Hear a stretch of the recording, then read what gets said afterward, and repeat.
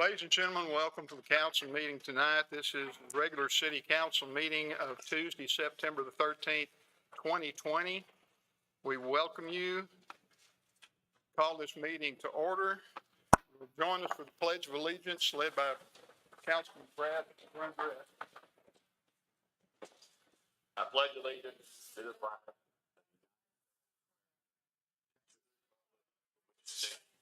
One.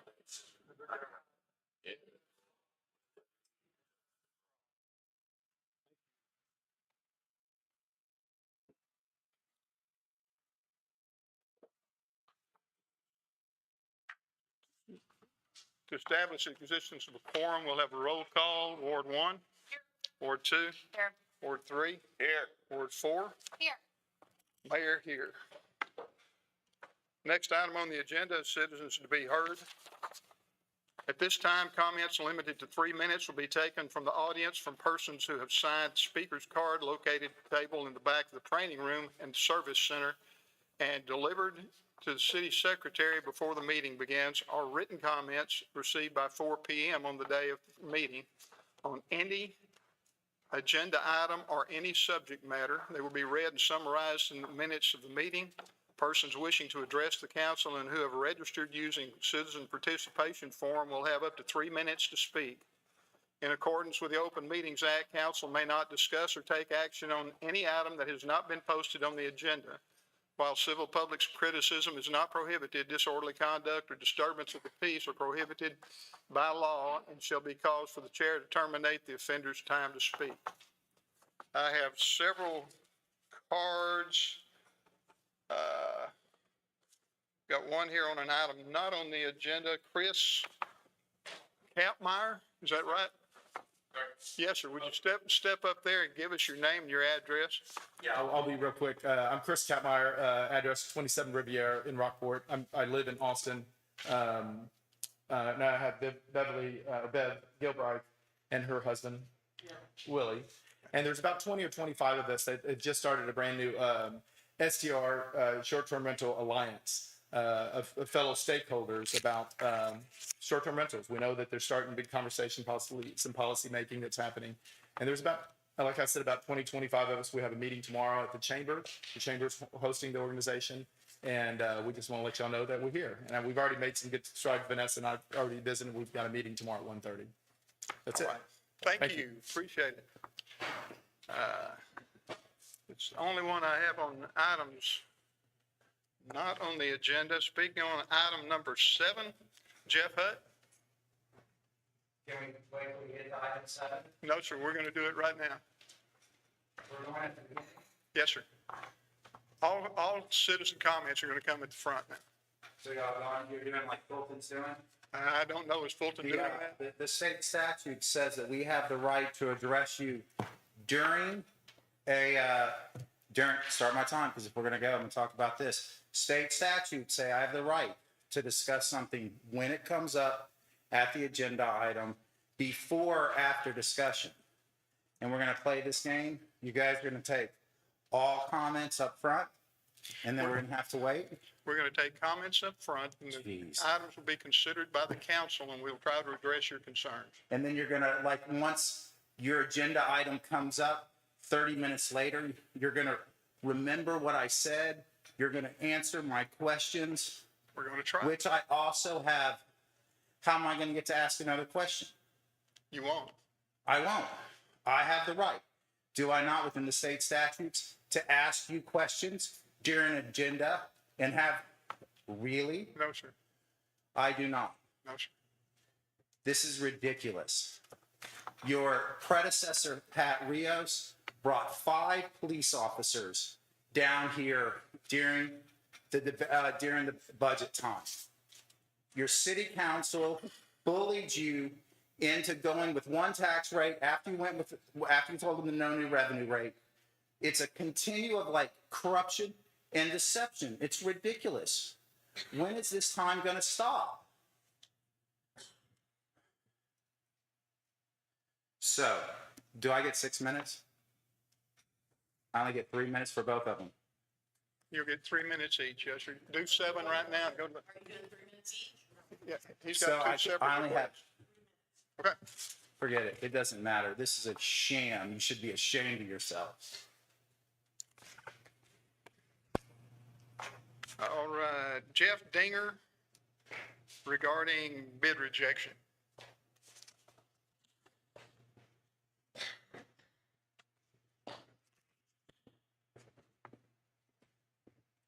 My name's Jeffdinger, and my address, I'm your neighbor. I'm down there, got the property across from your new city hall, Yes, sir. allowing people to park there, put material there, for free. Thank you. And it was used during the property when Hurricane Harvey hit. Everybody marshaled there, and we had to, and FEMA used it for free. But talking about city property, I'm here to talk about item 11. It says deliberate and reject all bids received on or before August 5th. I submitted a bid August 5th. It was 2 o'clock, 2 p.m. August 5th, and submitted one at 1:50. Went out in the car, made some phone calls, came back, see if they opened them, because my attorney said they opened them right away. Well, they didn't. And the communication has been very meager on this, but anyway, so it sounds like you've made a decision to reject all bids, and there were 2 bids. So I guess during your deliberation, I'd like to just find out why you're selling the property in the first place. I don't think you should.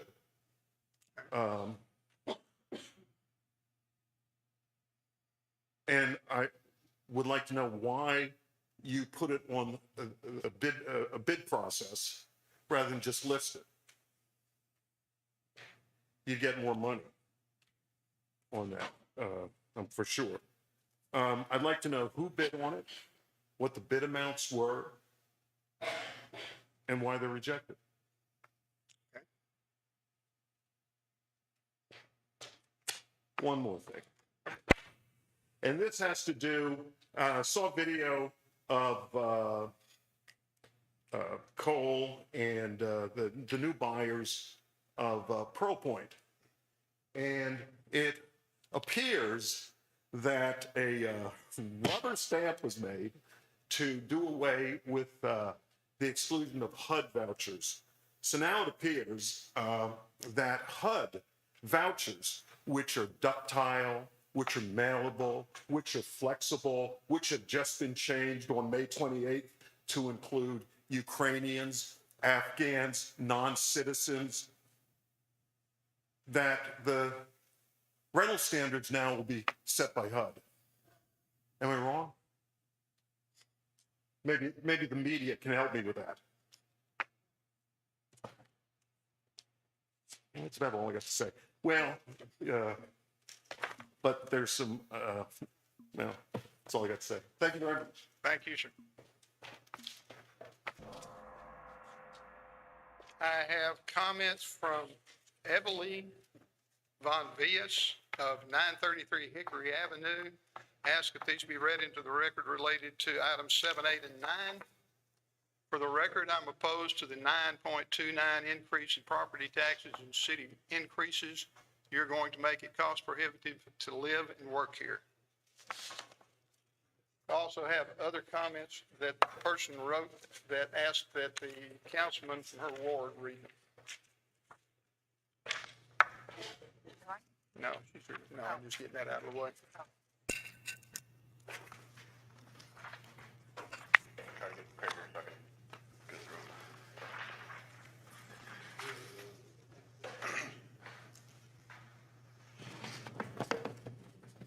Christy Rutledge, 1411 Dana Drive, item number 7. If I'm not here in person, I want my city council rep to read comments. I urge Rockport City Council to vote no against agenda item number 7, proposed 2022-2023 budget based on the unused increment rate, which increases property taxes 9.3%, 179,000 from new properties and 420,000 from existing properties. The city of Rockport's long-range spending plan includes 9% property tax rate increases through 2025, but Rockport demographics show that the median household income is at least 7% below state average. Is the city of Rockport trying to tax out middle and lower income families?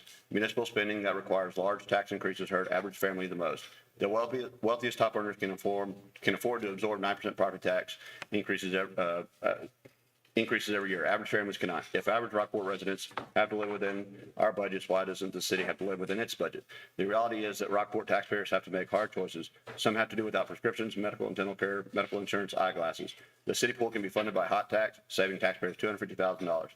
The budget includes unnecessary items, pay and retirement increases across the board, and higher amounts for certain senior city managers with large travel accounts, city secretary, an increase for Economic Development Corporation. The EDC has more than $300,000 in their bank, enough to operate without taxpayer funding. Many city positions have remained unfilled. Where is the savings from? Over budgeted items, sales tax and interest on investment revenues are underestimated, while expenses are over exaggerated. What about the unspent bond funds? How much is available for capital expenditures? Vote no on agenda item number 7. Tighten the budget. Don't overtax your residents. Raising taxes is not necessary. Item number 8. Christie Rutledge, 1411 Dana Drive. Urge City Council vote no against item number 8, 2.52% property tax increase. The city financial director misled this public and City Council last week, claiming that the proposed unused increment rate did not represent a property tax increase. This is not true, as evidenced by the city's notice of public hearing on tax increase. When I asked on August 15th for the property tax calculated floor sheet, a state comptroller form, Katie Griffin declined to assist me by providing a link to that form. The property tax increase is the highest possible rate without triggering an election. Last year, Ms. Griffin proposed the disaster tax rate. When council voted no for the non-new revenue rate, Ms. Griffin attempted to get you to change your vote. Ms. Griffin has based the budget on an unnecessary higher unused increment property tax rate for the main purpose of keeping tax rate high. Vote no on agenda item number 8. Tighten the budget and keep the tax rate as low as possible. The city can adopt no new revenue rate again this year, and revenues will be sufficient to cover expenses. Item number 9, Christie Rutledge, 1411 Dana Drive. Vote no on any tax rate above the no new revenue rate. Christie Rutledge, 1411 Dana Drive. Item number 11.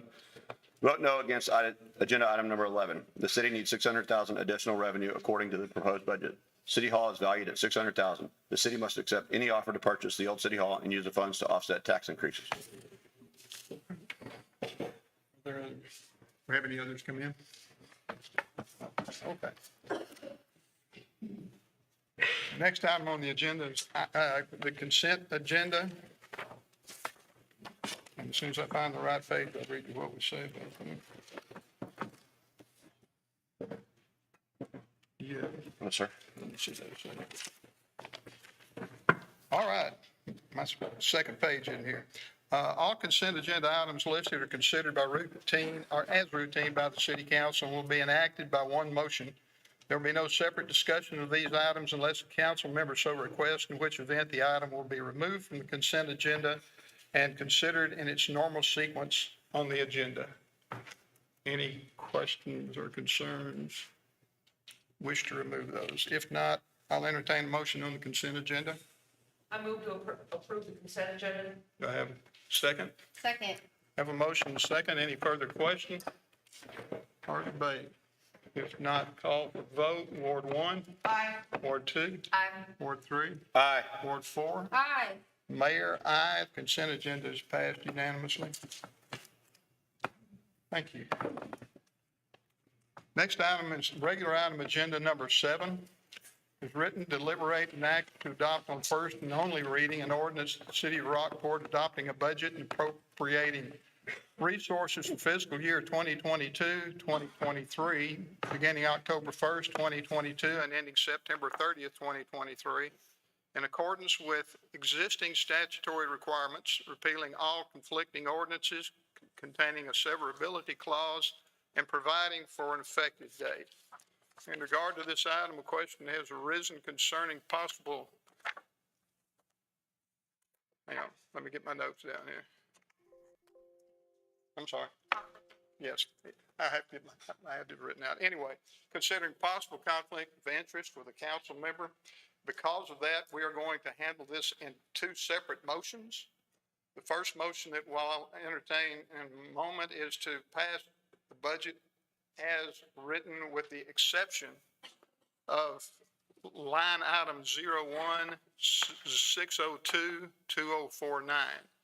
The second item motion we'll ask for will be to consider that line item on its own. That being the case, the first question is, so we will deliberate to act to adopt first and only reading of ordinance, the city of Rockport adopting a budget and appropriating resources fiscal year 2022, 2023, beginning October 1st, 2022, and ending September 30th, 2023, with the exception of line item number 01-602-2049. Do I have questions regarding that? What is this line item? Mayor, Katie Yes. has a presentation if you'd like. Okay, we'll do that. I was going to see if we had any further, anybody had a question. That's fine. Katie has got an explanation for it. No, the line item is Economic Development Council. Okay, thank you. That's all I need. Katie. Good evening, Mayor and City Council. Thank you all for your patience as we come to the finale, I would say, of our budget process. Tonight, we present to you the final budget that you've already received. But we're asking for you to adopt it, and the mayor's giving y'all some instructions on that.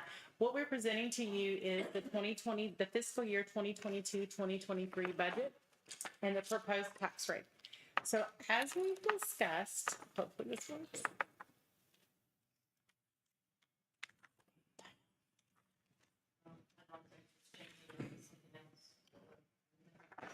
Kimberly and I together are going to make this happen. Okay. Okay. All right, delayed reaction, but it's coming. So back on August the 9th, we provided you with the proposed budget. And that's what we have not made any changes. It's exactly as presented. What we have presented for you up here on the screen is actually the information that was on page 10, which is the consolidated revenues and expenditure summary. The total budget as presented is $64,724,088. This encompasses all of our operating funds as well as our CIP funds and our debt service funds. So stop me if y'all have any questions. This is stuff that that we have basically talked about before, but if there's something new, feel free to let me know. Okay. Some of the highlights that we're going to talk about briefly is the things that we've been talking about last week and again this week. So we have our general fund revenues. Our main revenue sources in the general fund are property tax and sales tax. We do have the voter approved tax rate of 0.78194 in the budget. The offsetting property tax revenue for that. In the general fund, we have the maintenance and operation of 0.220511, and in the debt service is 0.0157638. We also have a sales tax projection of 6%. Generally, before this year, we'd always been at 3%, but if you'll remember conversations dating back to when Richard was here, he felt like that we could be a little less conservative, and we went back and revisited the numbers, setting aside the year of Hurricane Harvey, which is what we had kind of skewed our projections. So we actually have a 6% increase over this year's projected. So that's a little bit different than how we presented before, but it's the same number we provided you earlier. We are showing a teeny tiny decrease in building permits, and we do not have any FEMA reimbursement revenues listed this year. In the past, we've always been able to help with our budget knowing we had money coming in from FEMA, but we no longer have any identified revenue, with the exception of that associated with City Hall, which is not going to go into the general fund.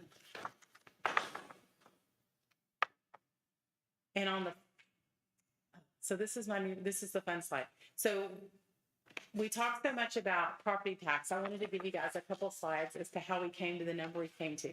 So if you look back in 2021, the column on the left, that was our adopted tax rate, 0.392720.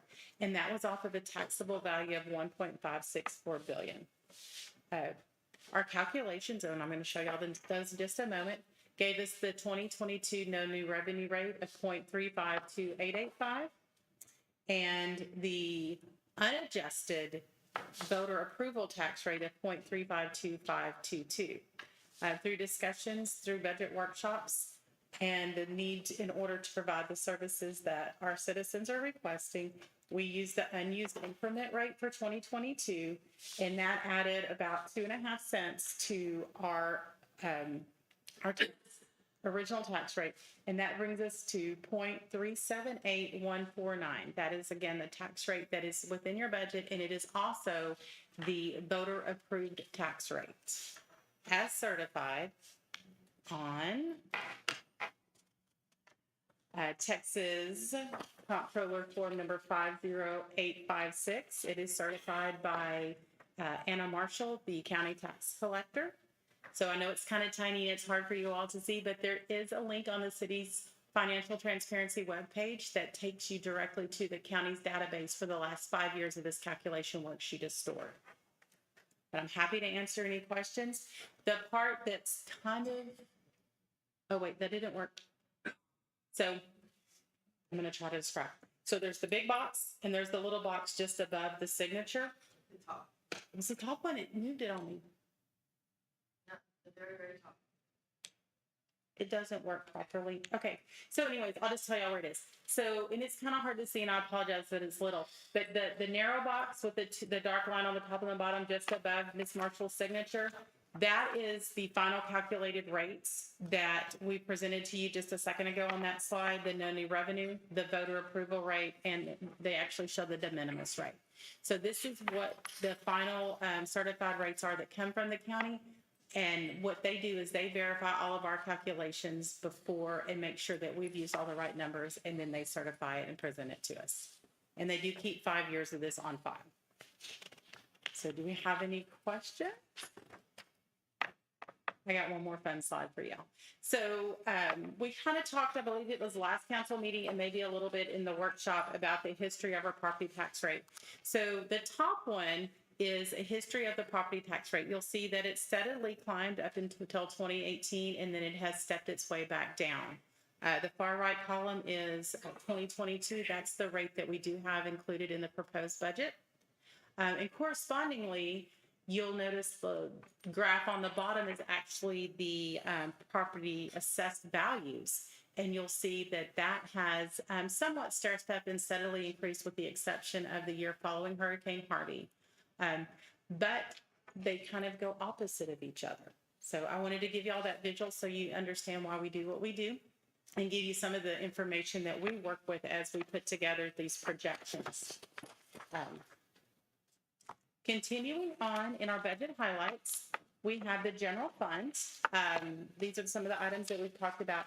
During the budget workshops, we were looking at a municipal cost index of 12.24% and a consumer price index of 8.98%. Since that time, July is out. I'm still waiting on August. I'll look before council to see if maybe they posted that. But the municipal cost index did decrease in July to 9.89. However, the consumer price index for that same period of time is holding pretty close to that. It's at 8.45%. And I believe I heard on the news this week that they're looking at 8.1%. So it's still high above 8%, and that's where we have the majority of our cost in materials and supplies. We did show an 8% increase, if y'all remember that from the budget workshop. We do show an increase in personnel cost. We've talked about the change in our health insurance, how it did increase by about $50,000. But if you'll remember, we went back and lowered that. It was going to be well over that, but we did change the policy itself to increase the deductible and make some other changes within the policy that reduced our premiums. We had an increase in our municipal retirement contribution. That's about $50,000. And we also have included in our acting pay for 3 employees, and that acting pay is for a human resources manager position at information technologies and our public relations. And we've talked about that when Richard was here. And then the last thing that kind of added to our expenses that are a little bit different and out of the ordinary is we do have costs for bringing on our new team member and leader, the city manager. So those are somewhat one-time costs, but they are in the budget and they did have a little bit of an impact on there. I'm happy to answer any questions. Can I ask a question? Yes, Just ma'am. with the employee cost and so, do you guys look around at surrounding counties, and how they pay their employees? You guys are pretty comparable, or are we on the high end, low end? In all honesty, one other thing that I didn't include in there, we do have the 5% cost of living adjustment included in that. We do, every other year, every 3 years, we have done a compensation study, and I believe in 2020, we brought that compensation study to you. I'm looking to see, okay, I'm getting a nod that that was the right time. And we had a company do it that was not as familiar with the state of Texas and how things work within Texas. I do anticipate within the next couple of years, we'll have another firm come in and do a compensation study. That study leveled up several of our positions, including our police officers and our communication officers. What we are learning currently is that the city of Rockport, along with every other city that we've talked to, is struggling with retainage and retention, as well as recruitment. There's just not a big pool for us to pull from. So are we comparable in pay? Yes. Are we comparable in benefits? Almost. Our health insurance, the majority of our neighboring cities are paying a percentage of their dependent care, where the city of Rockport pays for their employee only, and the dependent care is 100% on the employee. Okay. And so that's probably the biggest difference for us right now. But we do see a little bit of gap with some of our field service worker positions at this point. We're starting to see where some of these cities further south are starting to pay. They're building a gap between us. And that's kind of going to my second question. If we're not comparable on one end, do you see, I guess, I don't think you guys notice, employees leaving, going to other places if we're not being able to provide those benefits for them? I do know that we've had a couple recent resignations of field service personnel going to other comparable municipalities. So without knowing exactly their reason for leaving, I would say it's becoming a factor. Okay, thank you. Other questions? Can we speak to the question that was asked by one of my constituents, the 9.3% increase in property taxes? And then the long-range spending plan, which includes a 9% property tax increase through 2025. Can we come down to that at the end? Because I have Yes, a ma'am. I'm whole sorry. explanation for that. Okay, sorry. Because that actually has to do with last year's budget and not this year's budget. Yes, ma'am. So if that's cool with you? Yes, ma'am. I'll come back to it? Okay, cool. All right. So moving along, we have our enterprise funds. You'll notice that we have the utility fund. We did a separate hearing and ordinance on our utility rates. Our water rate and our wastewater rates, we did increase by 3%. The increase for water is 100% pass-through to San Patricio Municipal Water District, where we anticipate an 8 to 10% increase, and that's based off of information provided to us from their director. We do have other expenses in there that we've increased, some of them 8%, some of them slightly less, depending on where they fall within the CPI and the MCI. Overall, it's a 3.2% increase. We do also have that 5% COLA and the same offsetting insurance and TMRS increases as they are proportionate to that fund. Natural gas, very similar. We do see a 15% increase there, and that is actually due to the cost of gas. And we did increase our rate by 12.5%. We do have the same personnel expenses in there along with the COLA, the insurance, and the TMRS. One of the other funds that we've spent a little bit of time talking about lately is our Aquatic Center Fund. So I wanted to kind of bring that one out so that everybody has a little refresher. We do have a contribution with partnerships between Aransas County and the town of Fulton. Previously, the school district was involved, but currently it's just the three of us. Aransas County does contribute approximately $30,000 a year, and the town of Fulton $7,000. While the city of Rockport offsets that, this proposed budget has a $263,000 transfer from the general fund. There has been questions come up whether or not that could be from the hotel occupancy tax fund.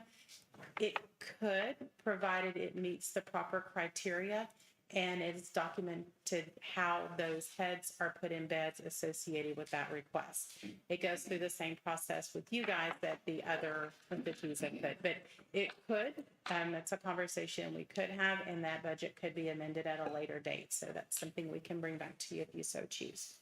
In the last 4 years, we had used the community disaster loan to help offset the city's general fund contribution, which is why it hasn't been as large in the past. We do have a small decrease in that fund in a reduction in chemicals and maintenance supplies, and that's because we did replace some equipment and we've got some awesome staff people taking care of things over there. And they did focus on reducing the hours of their part-time employees so that they can reduce that number slightly.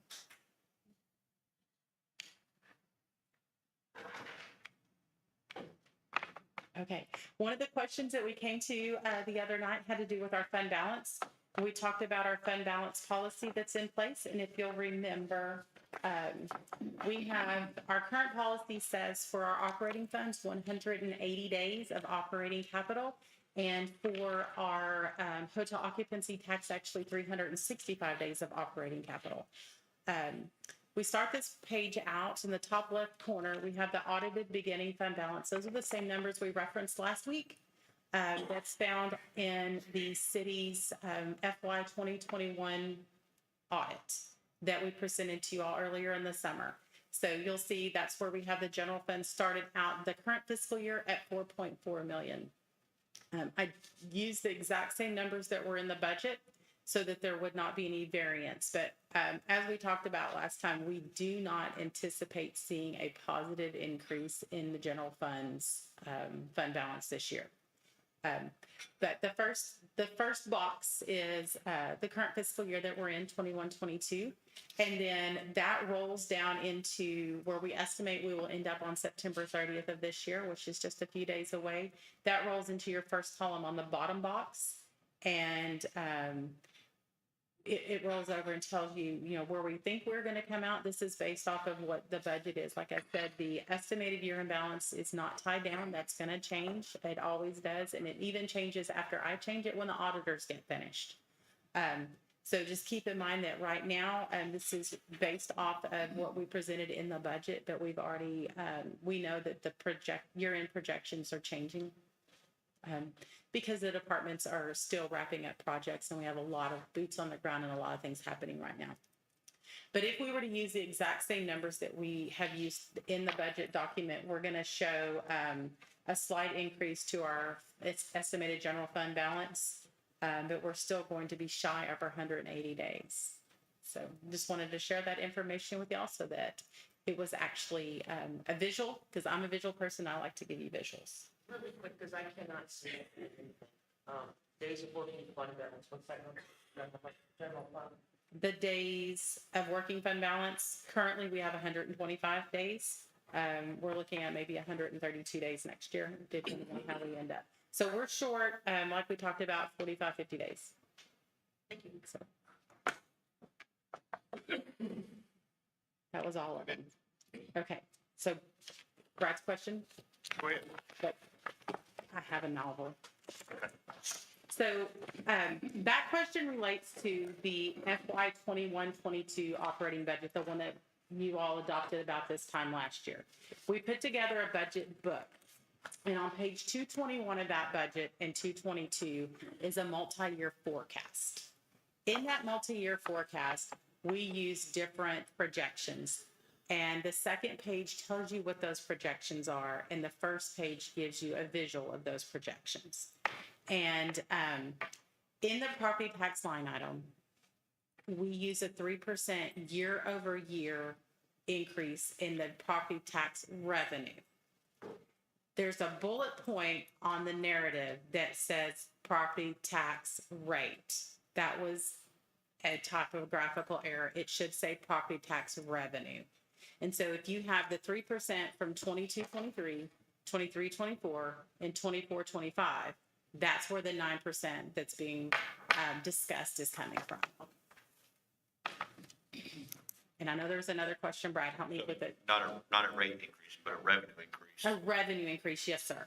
projected of 9% over projection. Yes, and it's a total projection, it's a plan. In all honesty, that plan that we discussed this time last year is really kind of expired.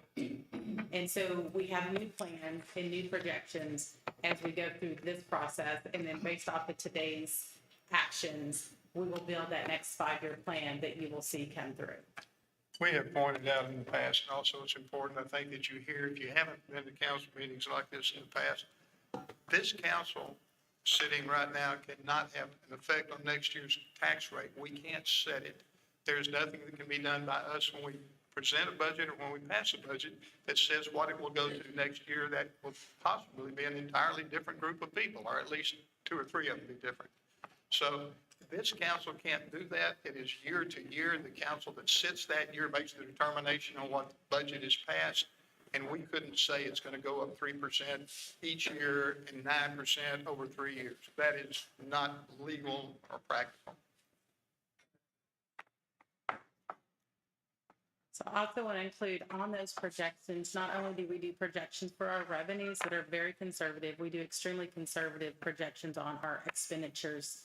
And so to adopt a budget, we do have to have revenues equal expenditures. We cannot be overexpensed.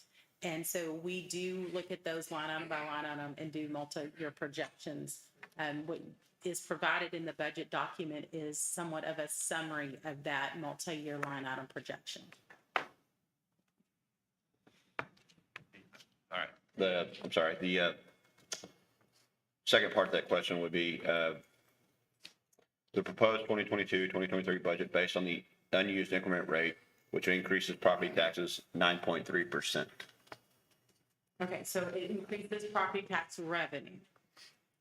So if you'll, and I was looking to see, I know I have the actual, they're referencing the notice, the public hearing notice. And the public hearing notice states, and it's actually, no, it's on the front page of this budget book.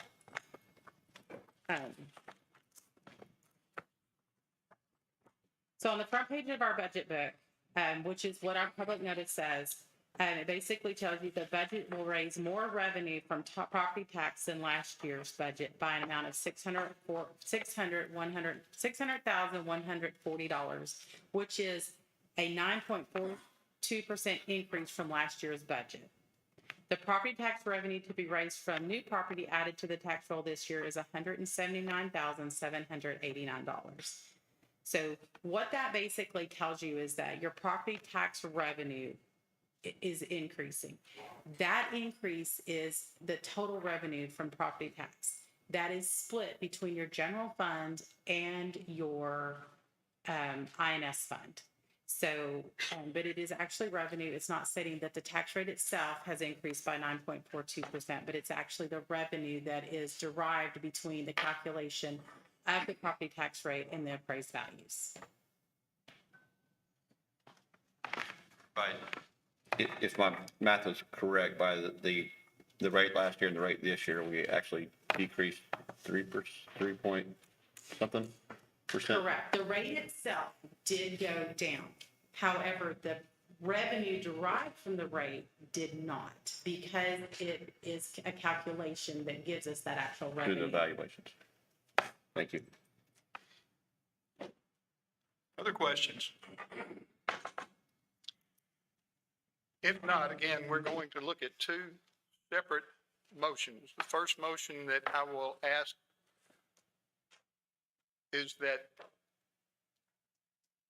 the budget as presented be passed as it is, with the exception of line item 01-602-2049. And for y'all's information, the amount of that line item is $25,950.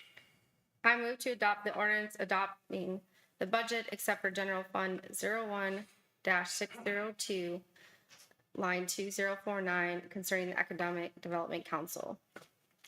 And using that as a separate line. I have a second. Second. I have a motion and second. Any further discussion or debate? Call for a vote. Ward 1. Aye. Ward 2. Aye. Ward 3. Aye. Ward 4. Aye. Mayor. Aye. Second question, as for a motion on, is to consider approval of line item number 01-602-2049 individually. And the reason for this request is the possibility that has been risen of a possible conflict of interest on the part of one council member, and legal representatives from the city has said there is no conflict, but to avoid a problem, we consider this item separately. It will become part of the budget if passed. Do I have questions on that? Can you give me the line item one more time, sir? It is 01-602-2049.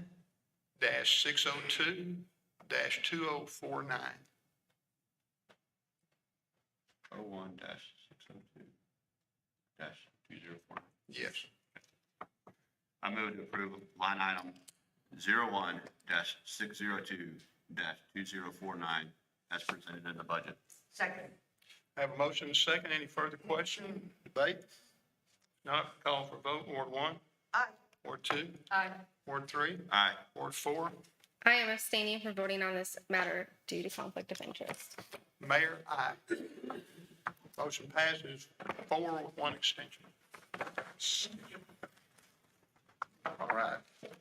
I am going to go from item number 7 down to item number 9 and consider it. At this time, item number 9, deliberate and act to ratify the property tax increase reflected in the 2022-2023 annual budget and capital improvement plan. Katie? Good evening.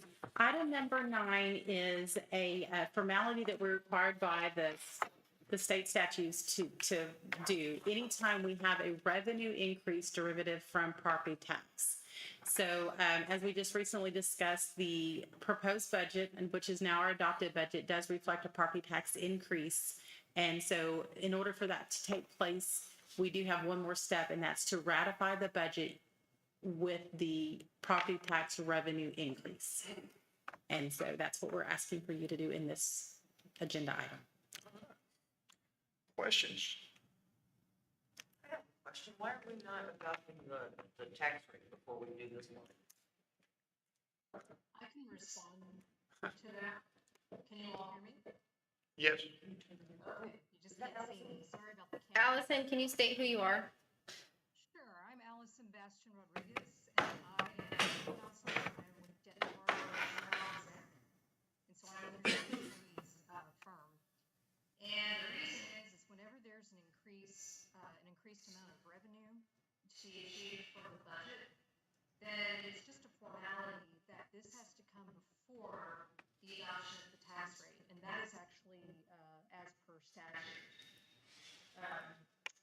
under 102.007 of Texas Local Government Code. So this ratification has to come before the vote of the tax levy. Okay, thank you very much, Allison. Sure. Other questions? If there are no further questions, I'll ask for a motion. I move to ratify the adoption of the fiscal year 2022-2023 annual budget and capital improvement program for the fiscal year beginning on October 1st, 2022 and ending on September 30th, 2023. When the budget will raise more revenue from property taxes than last year's budget and provide an effective date. Do I have a second? Second.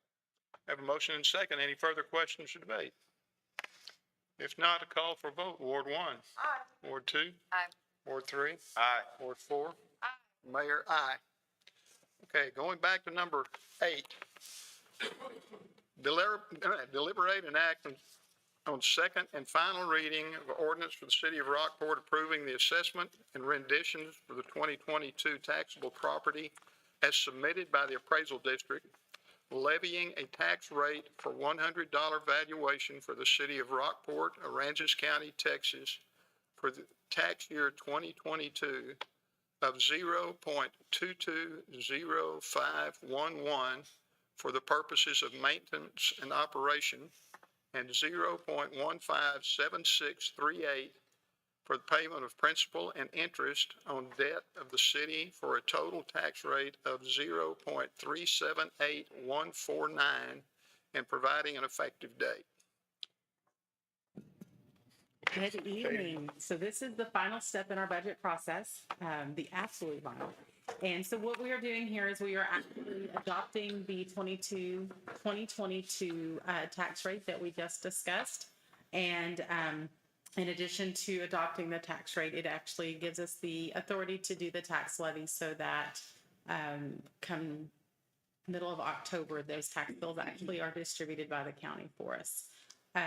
We are presenting to you the voter-approved tax rate of 0.378149, which does provide for maintenance and operation at 0.220511, and for the purpose of paying our interest and principal associated with our debt payments is 0.157638. And we do recommend that you do the approval on these, and of the ordinance as presented, this is our second reading. Questions? Katie, one from me, of course. Can you restate what we stated last week, the average property increase for City of Rockport residents based on the taxable valuations certified? So,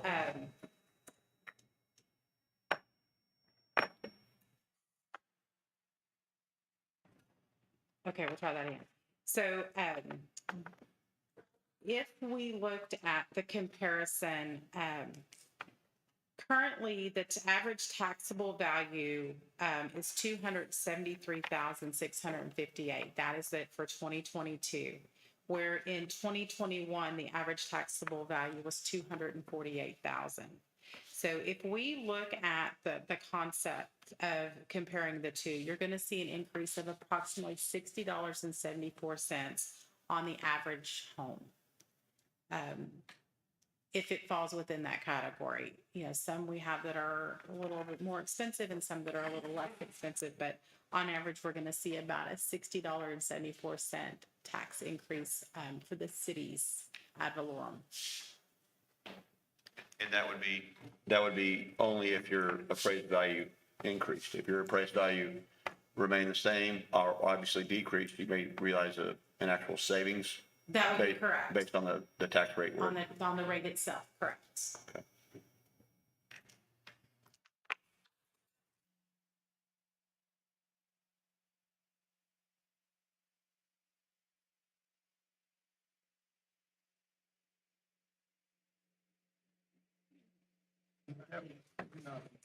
I make a motion to accept second and final reading of the ordinance of City of Rockport approving the assessment and renditions for the 2022 taxable property estimated by the appraisal district, levying a tax rate for $100 valuation for the City of Rockport, Aransas County, Texas, for the tax year 2022 of 0.220511 for the purposes of maintenance and operation, 0.157638 for the payment of principal and interest on the debt of the city for a total tax rate of 0.378149 and providing an effective date.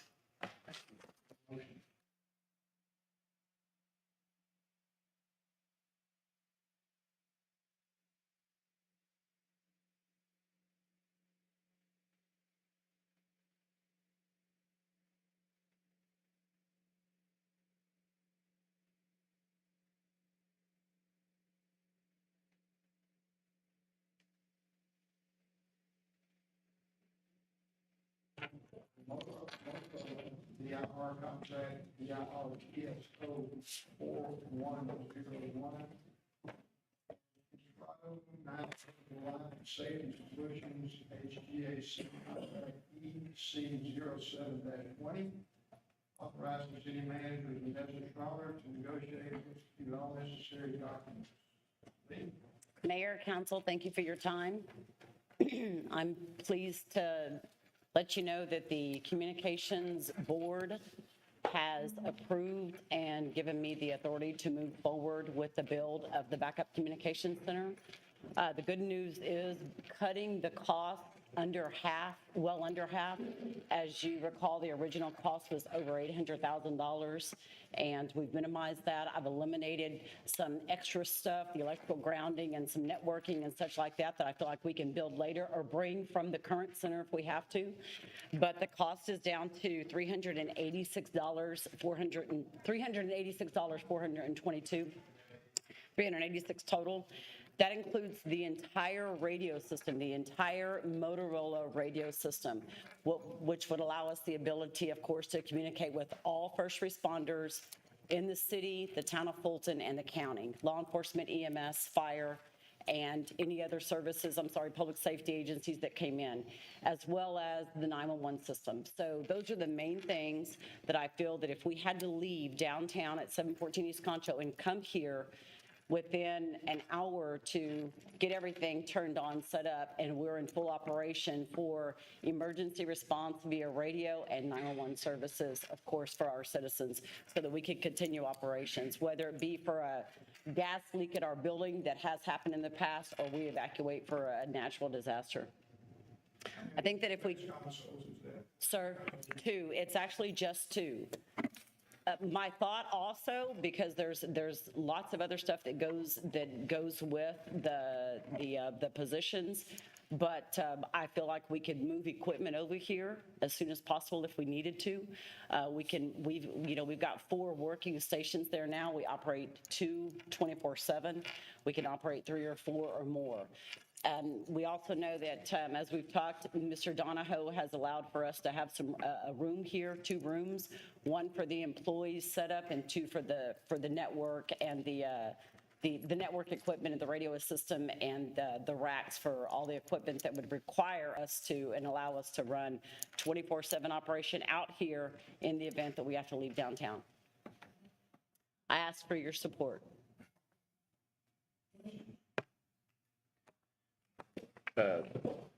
First off, thank you very much for finding us some cost savings.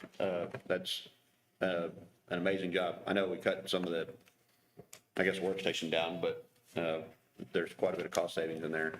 And again, thank you for going back to the communication board and discussing whatever we had to do to get to where we are today. So thank you very much. Yes, sir. Thank you. Any other questions? This is something we have discussed all the time, back to last year's council meeting. And I'm glad you got something worked out that would be beneficial to the county, to everybody here, to keep us in close communications in the event of a major disaster, particularly hurricane. And I know the problem we had in 2017, and I hope this can come back, so I appreciate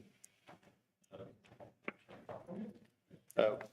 One other question would be CJIS requirements. Are we going to require all employees that are in this building to become CJIS certified, or how are you going to protect that room? We would actually secure the room. However, in the beginning, we would not bring CJIS database here. Okay. Actually, during Hurricane Harvey, we didn't work on the CJIS database for probably close to a week by the time we reestablished satellite connection and the equipment to be back online. So we would go through an implementation of a new floor plan, the network security, firewalls, a lot of that extra stuff that our IT experts would help take care of, and CJIS the state would come down Yes, ma'am. and go through an audit.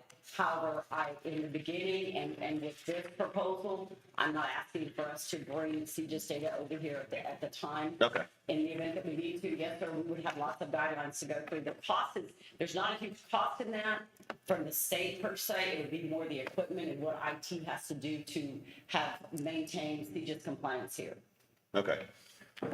Hopefully it'll be a short-term deal. Criminal justice information system thing with the Texas Department of Public Safety, yes, ma'am. Sorry. The state computer that allows us to run vehicle registrations, driver's license checks, criminal histories, et cetera. Lee, I want to personally thank you. As we went through this process, we rediscovered how old this project really was, and this was contemplated when the new communication center was developed. There was always a need for what is our fallback plan. So I appreciate the effort you put into readdressing it, taking a look at it from a different perspective, and working with the Communications Advisory Board. There was conversations when this was presented the first time about, well, we don't technically need their approval to move forward if it's our money, our facilities, but that wasn't the right thing to do. And I appreciate that you were able to get consensus for those folks. I mean, we are one big family when it comes to public safety, and so good work there. I think the cost savings that you've identified make sense for this project. Obviously, when you start moving in here, I'm sure Mike Donahoe will figure out a way to spend a couple more bucks on infrastructure in the building, but we anticipate obviously those to be minor. So I'm excited. This is a big win for preparedness and resiliency for this community, and it's been a long time, and it's finally happening. So thank you, Ms. Brown. Awesome. Thank you for saying so. Thank you. Any other questions? If not, I'll ask for a motion. I'd like to make the motion to accept the proposal as presented. Do I have a second? Second. I have a motion and a second. Any further question or debate? If not, we'll call for a vote. Ward 1? Aye. Ward 2? Aye. Ward 3? Aye. Ward 4? Aye. Mayor, aye. Thank you. Number 11, deliberate and act to reject all bids received on or before August 5th, 2022 for the sale of Old City Hall, being Lot E2, Block 2, Dowdy and Mathis outlots 0.1.3, 0.L.3. Just outlaw. Yes. Outlaw 3. Yes. Also, read what it said. Anyway, also known as 622 East Market Street. Go ahead. That's all. Mayor and Council, if you'll recall, at our last meeting, in executive session, we were discussing the purchase of property. We received 2 bids on this item, and they both came in significantly below the appraised value. We discussed that it probably wasn't in our best interest to accept either of these bids, and that you wanted to reject the bids and put it out for an actual development RFP and see how that goes. So that's our recommendation tonight, that we reject all the bids and put the proposal out for an RFP. All right. Further questions from council? I want to make a statement. I know we had someone speak on this. They were wondering who the actual bids were, and that is in our packet. And we can state that too, who the actual 2 bids were. Sure, absolutely. The packet, the bids were Albert Johnson. He wanted to do a property trade. And the property value was $266,400 with $13,240 cash. On that one, we decided it was not property that was of value to us for the trade. And then Jeffdinger put in a bid of $156,727. How much is the appraised value? Katie, who's better for this?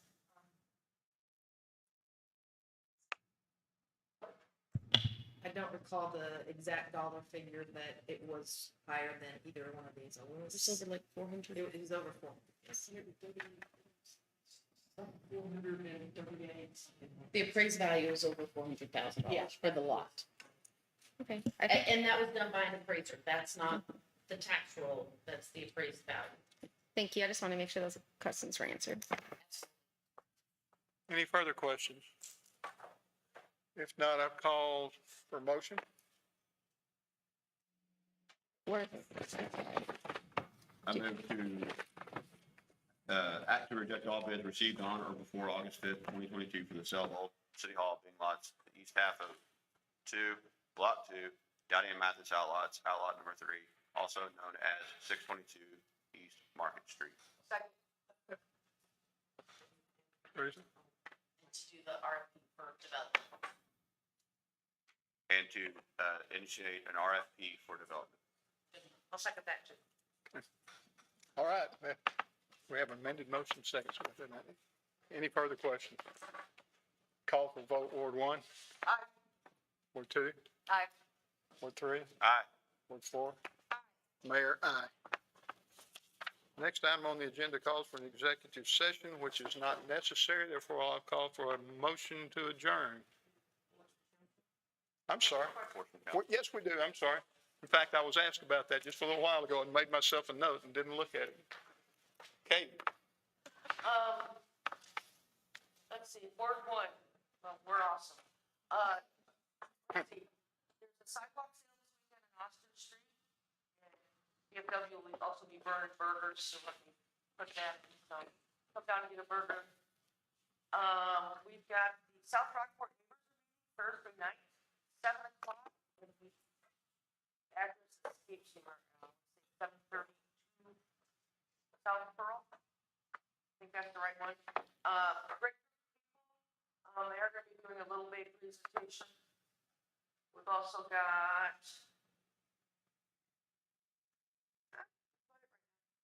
gearing up, getting ready for senior. So, but we still have, drainage issues, but they're not as bad as the last time. If not Ward 1, we don't talk about drainage. So. All right, for representation for Ward 2, I attended about half of the Coastal Bend Council of Governments meeting on September 9th.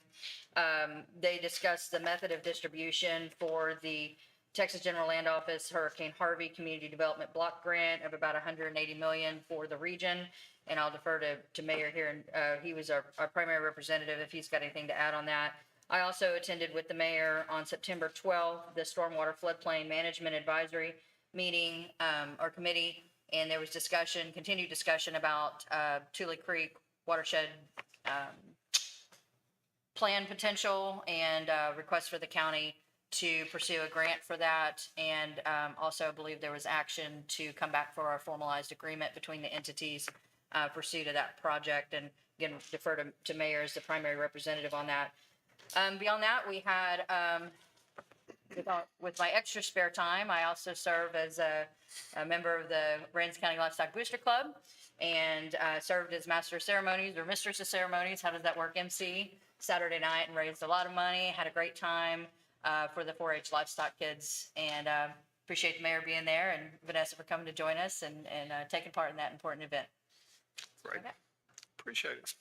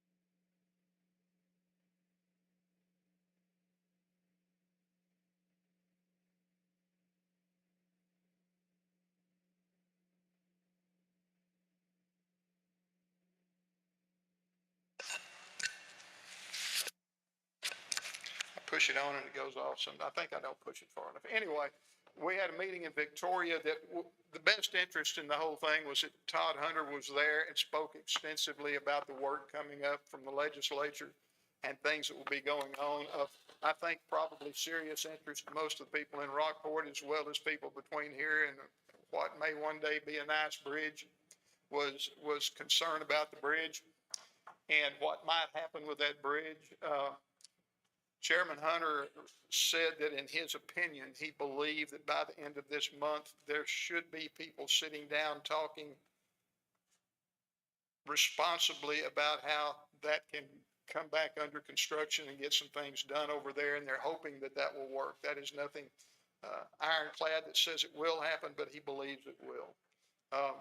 Had a good meeting with him, and he is very supportive of our community. If you don't know that, he's also supportive of the people in the coastal bend who are not in his district. He helps out a lot of folks with areas such as this and has been a thorn in the flesh of TWIA for a long time. We had a good time visiting with him and a great time. I will also mention that last Sunday morning, I attended at Veterans Memorial Park a memorial service for 9/11. And it reminded me and a lot of other folks of the fact that our country is free, but freedom has a cost, and that is eternal vigilance on the part of our people. We have to look at what's going on around us, and we have to report things that are wrong, and we have to say things are wrong when they are. And it was a touching thing. Katie Jackson down here emceed the program, did a great job, and it was not particularly well attended, but it wasn't particularly well advertised. So if you didn't hear about it, don't worry about not being there, as long as you with the rest of the folks that were remember that day and we learn from it. That's all I've got. Go ahead, number 3. Ward 3, pretty quiet. We still have some long time existing drainage problems. We have a project that's not all the way completed, and I hear about it daily, and just know that staff is continuing to work through some of the shortcomings, and we're working on it. See what we can do. That's all. Ward 4 doesn't have much going on either. I can say that, thank you, Mike, for doing a little bit of the vegetation cleanup on Tule Creek. I appreciate that. That was done about a week or 2 ago. And then I don't really have an update on the pipe, but hopefully in the next couple of weeks we can get you one. That's about it. All right. Anything else for the good of the order? Motion to adjourn. Second. We're adjourned. 7:40.